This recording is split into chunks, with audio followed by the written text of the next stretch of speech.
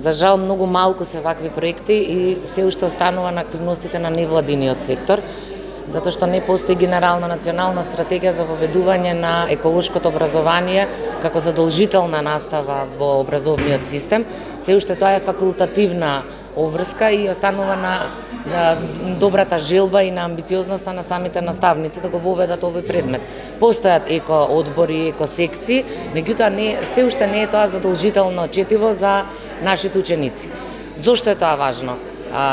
Добро образовани деца создаваат добро образовани луѓе. Културни деца создаваат културни генерации, односно децата од мали нозе треба да се научат соодветно да управуваат со отпадот, она што е тема на нашава работилница, затоа што во иднина тие ќе ги стекнат тие навики и за нив тоа ќе стане едноставно како што знаеме дека треба да ги измиеме рацете пред да седнеме или да јадеме, тоа ќе ни стане навика како соодветно да управуваме со отпадот.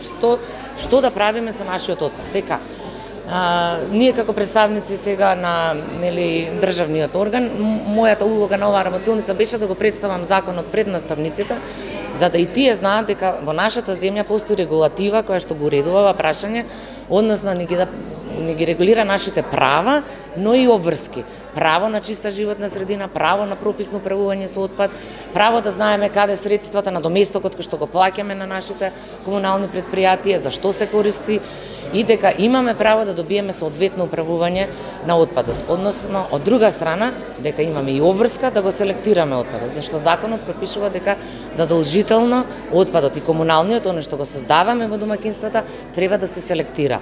Не да заврши, тој во себе комуналниот отпад содржи вредни материи. Тоа е извор на енергија.